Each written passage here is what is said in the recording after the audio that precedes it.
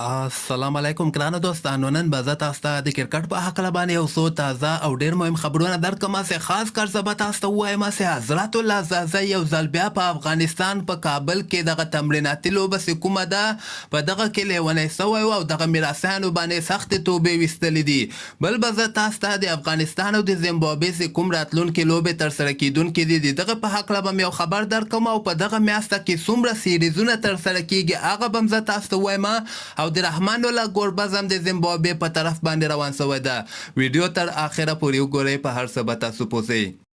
راځم اول زه تاسو ته د حضرت الله زازي په هکله باندې یو ډېر زبردست او د خوشحالۍ خبر درکوم چې زازي 13 ورځ پریکټیس لوبه کې هم ډېر ښه بیټینګ ترسره کړی و، 9 رنز یې په هغه لوبه کې کړي ول او په دغه پریکټیس لوبه کې به زه تاسو ته وایم چې تقریبا 140 که 150 رنز حضرت الله زازي کړي دي. یعنې تقریبا په 15 یا 15 بالو باندې حضرت الله زازي 140 رنز کړي دي او هغه بل ټیم ته 210 رنز ټارګټ ورکړی و. هغه بل ټیم بیا دغه ټارګټ نه ده پوره کړی. دغسې پریکټیس لوبې دي، په دغه کې ګلبدین لوبې ترسره کړي، عثمان غني د افغانستان دغه شروریزه سکواډ کې چې کوم لوبغاړي دي دغه ټول په دغه کې لوبیږي. خو حضرت الله زازي نه دغه فارم کې راتګ د افغانستان لپاره ډېر ښه خبر ده. حالانکې د افغانستان کرکټ بورډ دغه مکمل سکور کارډ هم نه ده نشر کړی، خو څومره چې ما معلومات ترلاسه کړي دي په دغه کې حضرت الله زازي ډېر ښه بیټینګ ترسره کړی ده. بل به زه تاسو ته ووایم چې دغه لیست تاسو کتلی سئ په دغه جون میاشته کې دومره زیاتې لوبې ترسره کیدونکې دي. یعنې نیدرلینډ ویسټ انډیز سره لوبیږي، انګلینډ بیا نیوزیلینډ سره 3 ټیسټ لوبې ترسره کوي، همدغسې افغانستان او زیمبابوې 3 50 ورځې لوبې او 3 شل ورځې لوبې ترسره کوي. دغې نه علاوه سریلانکا بیا تاسو وګورئ استرالیا سره 3 شل ورځې لوبې، 15 ورځنۍ لوبې او 1 ټیسټ لوبه هم ترسره کوي.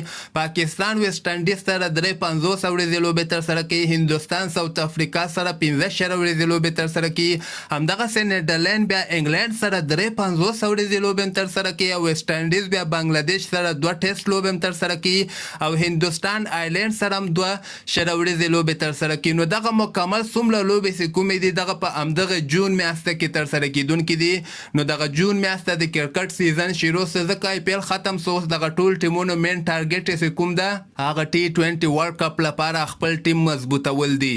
او بل به زه تاسو وایم چې د افغانستان او دغه د زیمبابوې چې کوم لوبې ترسره کیدونکې دي اولنۍ لوبه خو یې 4 تاریخ باندې ترسره کیږي، خو دغه لوبې په افغانستان کې ملي سپورټ باندې لایف نشر کیږي. لکه څنګه چې ما تاسو ته څو ورځې مخکې خبر درکړی و، نن د افغانستان کرکټ بورډ هم دغه اعلان کړی چې ملي سپورټ باندې دغه لوبې تاسو لایف کتلی سئ.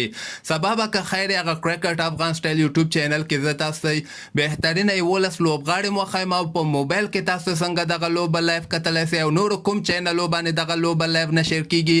سبانه ویډیو بیا تاسو در سره اتمن وګورئ، هغې کې به زه تاسو په تفصیل سره که خیر ور باندې پوه کړم. بل به زه تاسو ته د افغانستان رحمان الله ګوربز په هکله باندې یو خبر درکړم چې رشید خان محمد نبی نور احمد نه وروسته رحمان الله ګوربز هم د زیمبابوې په طرف باندې روان سوی ده. رحمان الله ګوربز د 50 ورځو سکواډ کې هم ده او د 10 ورځو سکواډ کې هم ده.